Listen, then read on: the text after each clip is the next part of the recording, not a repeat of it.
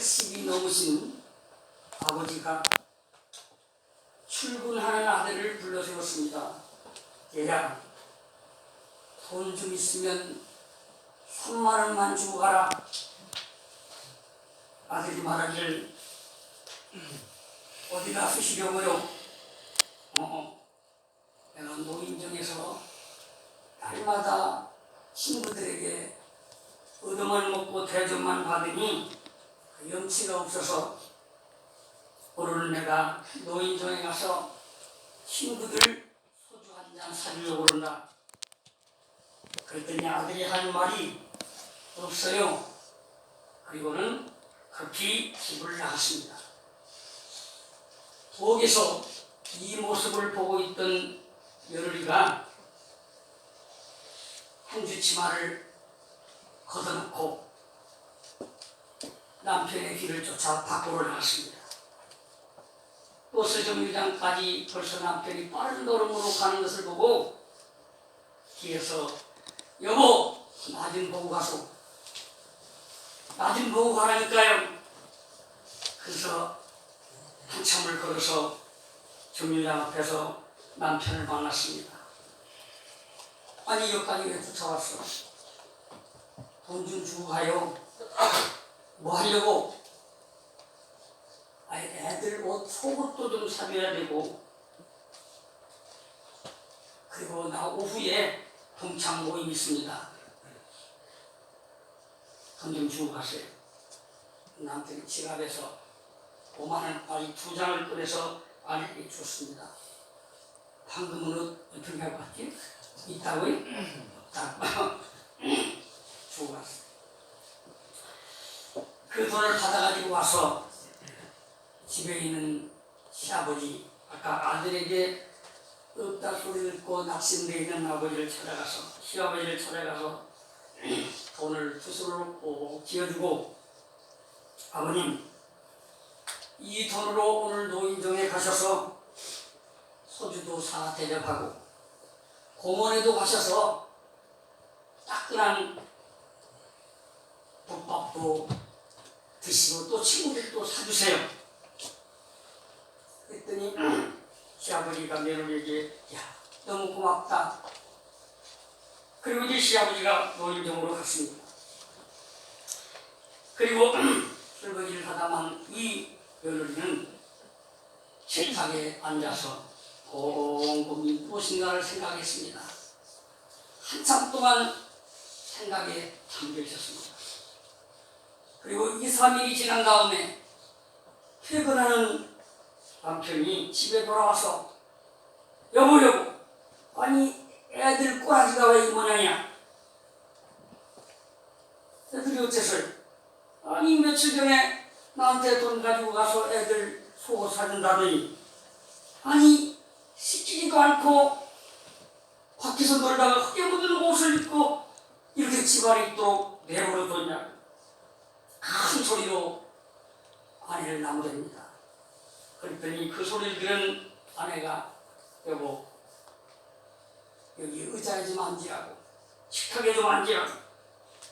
앉았더니 아내 할 말이 여보, 우리 애들 너무 깨끗하게 씻기고 좋은 옷 입혀서 키우지 맙시다. 아니 애들밖에 모르는 사람이 웬 말이야.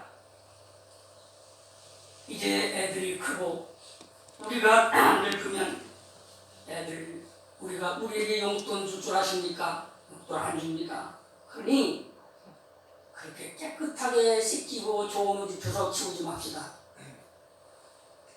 그랬더니 아들이 거기서 큰 충격을 받았는지 아무 소리도 하지 않고 아버지의 방문을 녹화합니다. 아버님, 아버지 계십니까? 어쩐 일이냐, 들어와. 아들은 한마디도 다른 말을 하지 않고 아버지의 무릎 앞에 머리를 숙이고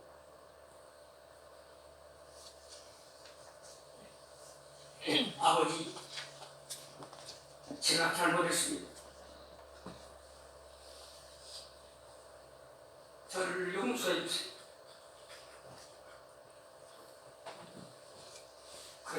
그러면서 아버지의 무릎 앞에 한없이 울었다는 이야기가 있습니다. 오늘이 무슨 날입니까? 어버이 주일입니다. 왜 어버이주의를 제정했을까요? 저는 두 가지 큰 의미에서 제정을 했다고 생각합니다. 그 첫째는 부모님을 잘 섬기는 사람에게는 더 잘 섬기는 것을 고취하기 위해서 어버이주의를 제정했다고 생각합니다. 그리고 두 번째로는 부모를 공경하지 못하고 불순종하는 자녀들에게는 이런 날을 기점으로 해서 그 마음을 다시 회개하고 부모의 공경에 힘쓰라고 하는 그런 마음을 갖게 하기 위해서 어버이주의를 제정한 것이 아닌가 이렇게 생각합니다. 독일 속담에 10자녀가 한 부모를 섬기기는 힘들다고 했습니다. 그러나 한 부모는 10자녀를 기른다는 속담이 있습니다. 오늘 본문에 네 부모를 순종하라, 그리고 네 부모를 공경하라, 이렇게 두 가지로 이야기합니다. 순종하라고 하는 말은 부모의 뜻과 그분의 의지를 잘 살펴서 그 말씀을 따르는 것이고, 공경하는 말은 먹고 자고 입고 쉬고 하는 이런 의식주부터 정신과 육체를 편안하게 모시라는 의미로 순종하라는 말과 공경하라는 말을 아울러 주고 있음을 우리는 기억해야 할 것입니다. 오늘 성경은 첫째로 부모 공경은 창조주 하나님의 명령이요 삶의 최고의 질서라는 사실을 우리에게 말씀하고 있는 것입니다. 동서복음을 통해 부모 공경은 최고의 인륜으로 여겨왔습니다. 하나님을 모르는 불신자도 최고의 인륜으로 삼고 부모를 공경해왔습니다. 하물며 하나님을 섬기는 그리스도인이야말로 창조주 하나님의 이 엄중한 명령을 순종하지 않을 수가 없는 것입니다. 오늘 본문에 이렇게 말씀하고 있습니다. 자녀들아, 주 안에서 너희 부모를 순종하라. 자녀들아, 너희 아버지와 어머니를 공경하라. 이렇게 말씀하고 있지 않습니까? 이건 인간을 만드신 하나님의 엄중한 명령이 아니고 무엇이겠습니까? 인륜의 계명 중에 첫 계명이라고 말씀하고 있습니다. 이 첫 계명이란 말은 하나님 인간을 섬기는 계명을 제외하고는 인간과 인간 사이에 주어진 계명 중에는 가장 첫 번째고 으뜸이라는 것입니다. 이것은 출애굽 20장의 10계명에 대한 율법의 계명 가운데 그 다섯 번째 계명이 네 부모를 공경하라고 말씀하시는 하나님의 계명입니다. 이것을 첫 계명이라고 말씀하고 있는 것입니다. 창조주 하나님의 명령은 부모 공경을 해도 되고 안 해도 되는 선택이 아니고 반드시 해야 하는 필수라고 하는 사실을 우리에게 교훈해주고 있는 것입니다. 그러므로 오늘 어버이주의를 맞이하여 부모 공경은 창조주 하나님, 인간을 만드신 하나님의 명령이고 최고의 질서라는 사실을 깨달으시기를 주의 이름으로 축원합니다. 그 다음에 두 번째로 성경은 부모 공경을 가리켜서 옳은 일이라 이렇게 말하고 있습니다. 1절을 다시 한번 읽어보면 자녀들아 주 안에서 너희 부모에게 순종하라. 이것이 옳으니라. 한번 따라해 보겠습니다. 이것이 옳으니라. 이것이 옳으니라. 이 옳다는 단어에 엄청난 의미가 담겨있는 그런 단어입니다. 이 옳다는 단어는 헬라어로 디카니올이라는 단어인데, 첫째는 정당하다라는 단어, 두 번째로는 거룩하다, 세 번째로는 의롭다는 뜻을 가진 단어입니다. 자, 부모 공경이 얼마나 가치 있고 귀한 일이면 부모를 공경하는 것은 정당하다는 거예요. 부모를 공경하는 것은 정당한 것을 넘어서 거룩한 일이라는 것입니다. 여러분, 우리가 하나님을 거룩한 하나님이라고 말하지 않습니까? 그런데 부모 공경에 대해서 이것은 거룩한 것이다. 그리고 이것은 어려운 것이다. 이렇게 말씀하고 있는 것입니다. 기카이온, 우리가 부모 공경은 정당하고 이건 얼마나 아름다운지 거룩한 것입니다. 그리고 어려운 것인 것을 깨달아야 합니다. 부모 존중과 공경이 얼마나 귀한 일입니까?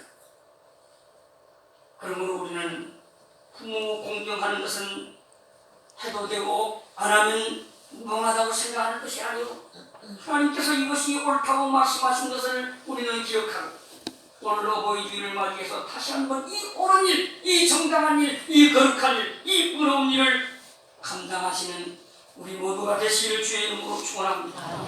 그 다음에 세 번째입니다. 부모 공경은 하나님의 약속이 담겨져 있는 그런 축복의 지름길이라는 사실을 우리에게 말씀해주고 있는 것입니다. 여러분, 우리는 복 받기를 원하지 않습니까? 그것도 복을 받되 빠르게 신속하게 지름길로 받기를 원하지 않습니까?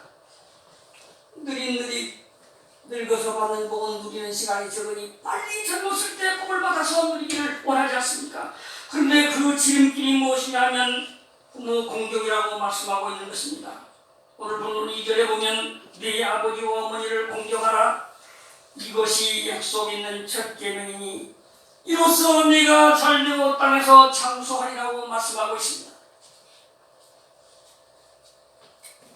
우리가 받는 복 중에 장수회복, 모든 사람이 원하는 것입니다. 또한 이 땅에서 잘되는 형통의 삶, 우리 모두가 원하는 일입니다.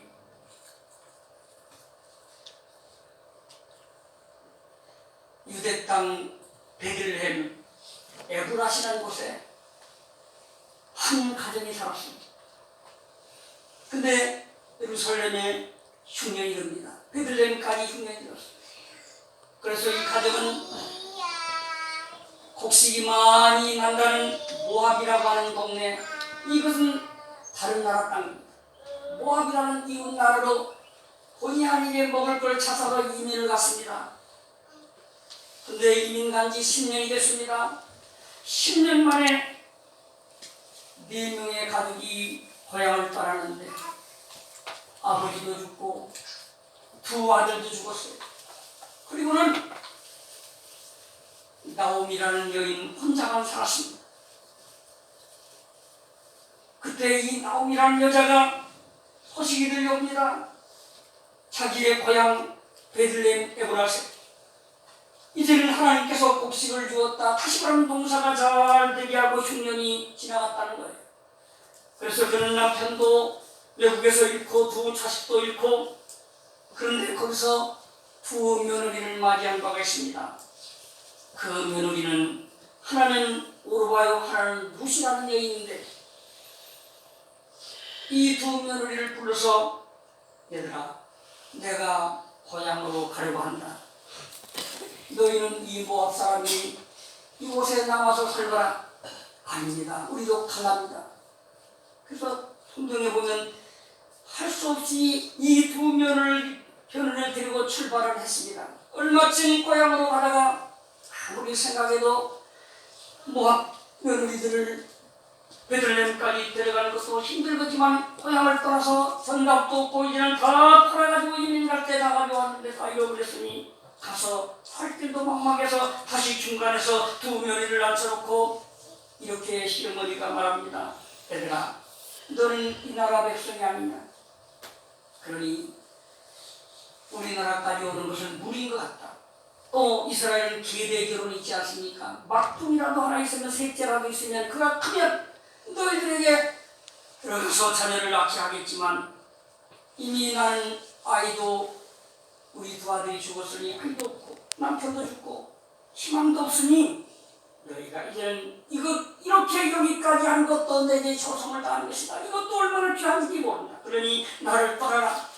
그랬더니 그 말에 오르바라는 큰 며느리는 알았습니다. 어머님 안녕히 가십시오. 그리고 자기 고향으로 돌아갔습니다. 그런데 둘째 며느리는 무신데 이 무시라는 여인은 아닙니다. 성경은 이 여인의 이야기를 이렇게 표현하고 있습니다. 제가 한번 성경을 읽어보도록 하겠습니다. 시어머니가 야 나를 따르라 그렇게 말할 때 이건 뭐라고 말하느냐 이렇게 말합니다. 어머님 내게 어머니를 떠나며 어머니를 따르지 말라고 돌아가라고 강권하지 마옵소서. 어머니께서 가시는 곳에 나도 가고 어머니께서 머무시는 곳에 나도 머물겠나이다. 어머니의 백성이 나의 백성이 되고 어머니 하나님이 나의 하나님이 되시리니 어머니께서 죽으시는 곳에도 나도 죽어 거기 묻힐 것이다.